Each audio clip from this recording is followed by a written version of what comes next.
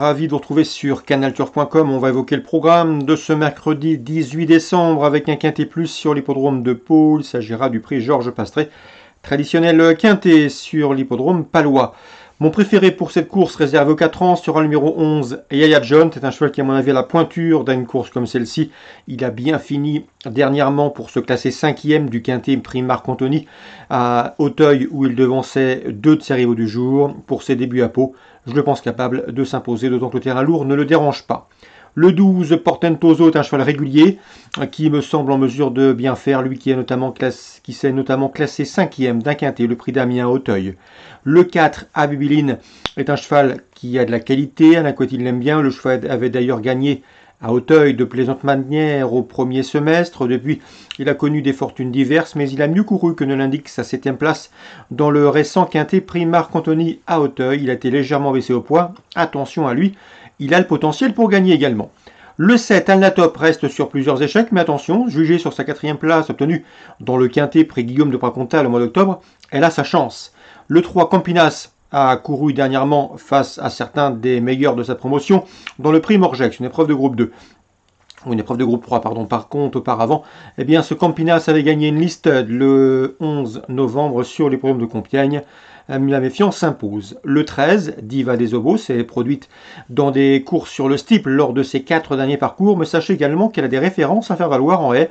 D'ailleurs, elle a couru 6 fois en haie pour 5 podiums. D'ailleurs, elle n'a jamais terminé plus loin que 4e en 6 courses en haie. Gare à son retour dans la discipline. Le 2, Pariso, est un cheval qui reste sur une série de bons résultats. 2e dernièrement en terrain lourd à Bordeaux. Une confirmation est ici attendue, tout au moins pour une place. J'ai également retenu en bon rang le numéro 5, ses premières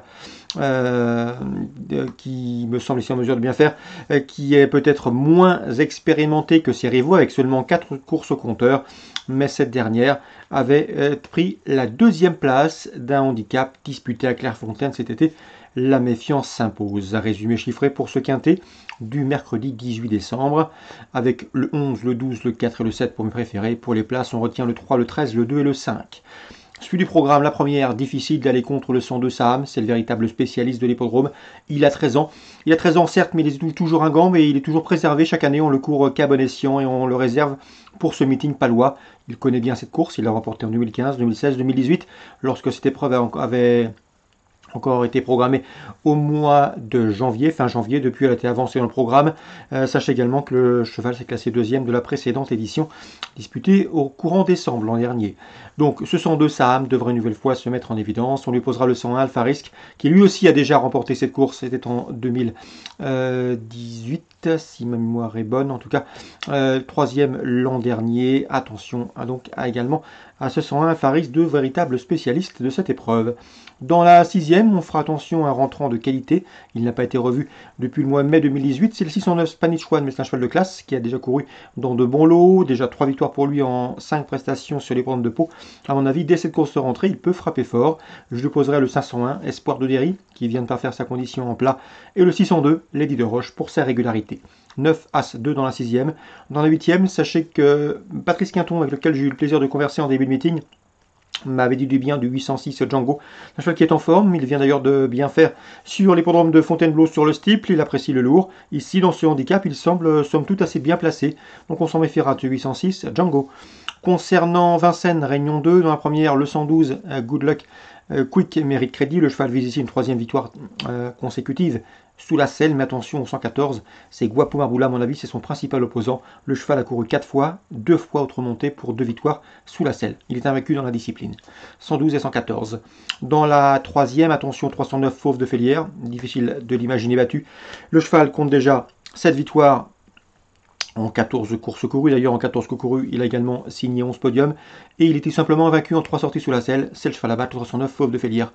Je lui poserai le 3, First GD ou encore le 5 dans cette épreuve Fluomélois qui ont été ses dauphins, 2e et 5e d'une épreuve de même facture disputée début novembre à Vincennes. 309 pour la victoire, le 3, le 5 conduiront une nouvelle fois l'opposition.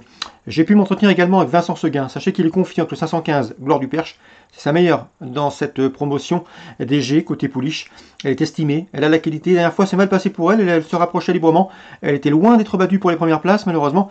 Elle a fait la faute dans le tournant, il faut la reprendre. Elle a la qualité, l'engagement est bon. David Thomas saura à son sulky. Bref, ici, on en escompte un bon résultat. C'est vrai qu'elle manque encore de force, elle sera meilleure avec l'âge, mais elle a le potentiel pour briller ici. C'est sa dernière course de l'année, elle pourrait bien partir par une victoire avant d'être revue l'année prochaine. Le 515, Gloire du Perche, entourage confiant. Dans la sixième, le 610 Espace d'érable est un cheval qu'il faut suivre. Il sera déféré des 4 pieds. Ce n'était pas le cas lors de ses 2 dernières courses de rentrée. Le cheval avait bien fait cet hiver à Vincennes. Il a été arrêté presque 1 an, mais à mon avis dans ce lot, le cheval doit pouvoir bien faire. Il a couru 10 fois trop monté, déjà 6 podiums pour lui. Il est confirmé à Vincennes. Bref, ici, ce 610 Espace d'érable, pieds nus pour l'occasion, doit se mettre en évidence. Je lui associerai le 612 Elliott de Sim, qui lui aussi fait son retour au trop monté avec des ambitions. On passe à la 8e, le 812 Corridor mérite crédit. Il possède une 12 effraction, le meilleur chrono du peloton sur ce tracé. On lui posera le 13 Catalogne. C'est une bonne jument, elle revient bien et à mon avis en classe pure, elle n'a rien à envier à ses rivaux du jour. Bien sûr le 806 Baccarat du Moulin que je vous indiquais à diverses reprises, s'élancera une nouvelle fois avec la confiance d'Émile Fournigaud. Émile Fournigaud qui espère ici la voir bien faire, même s'il est conscient que l'opposition a fière allure, mais elle va défendre chèrement ses chances, elle est restée au mieux. 806 Baccarat du Moulin, une cliente sérieuse pour le numéro 11 Corridor et pour le numéro 13 Catalogne. On peut dire également un petit mot sur Cagne Rayon 4. J'ai pu m'entretenir avec également Georges Fournigaud. Il est confiant avec le 206. C'est Bérénice du Loisir. C'est une bonne jument. A fortiori, lorsqu'elle peut bénéficier d'un parcours caché. Elle sera pied nul. Elle est au mieux. L'engagement est bon. Elle a déjà bien fait corde à gauche.